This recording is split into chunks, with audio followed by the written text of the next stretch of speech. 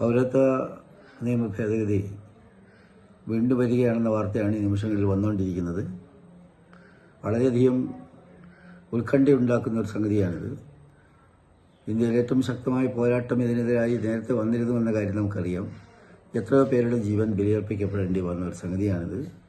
ഞങ്ങളാകട്ടെ, മുസ്ലിം league ആകട്ടെ, നിയമപരമായ പോരാട്ടത്തിൽ ഇന്ത്യയിലെ മറ്റാരെക്കാളും മുമ്പിൽ നിൽക്കുകയും ഒന്നാമത്തെ പെറ്റീഷനായി ഈ CA നടപ്പിലാക്കുന്നതിനെതിരായി ഞങ്ങൾ നീങ്ങുകയും ചെയ്തിട്ടുണ്ട്. ഇപ്പോൾ ഇങ്ങനെ റൂൾസ് ഫ്രെയിം ചെയ്യാൻ പോവുകയാണെന്ന് കേട്ടു. അതാണ് വാർത്തകൾ വന്നുകൊണ്ടിരിക്കുന്നത്. എങ്ങനെയാണെന്ന് പൂർണ്ണമായിട്ട് വന്നിട്ടില്ല. അങ്ങനെ വരികയാണെങ്കിൽ തന്നെ ഞങ്ങൾ നേരത്തെ കൊടുത്ത കേസിൻ്റെ അടിസ്ഥാനത്തിൽ തന്നെ ഇപ്പോഴിതിലേക്ക് ഗവൺമെൻറ് മുന്നോട്ട് വരുന്ന സാഹചര്യത്തിൽ ഈ റൂൾസ് ഫ്രെയിം ചെയ്യുന്നതിനെ തന്നെ സ്റ്റേ ചെയ്യാൻ ആവശ്യപ്പെട്ടുകൊണ്ട് ഞങ്ങൾ വീണ്ടും കോടതിയെ സമീപിക്കാൻ ആലോചിക്കുകയാണ്.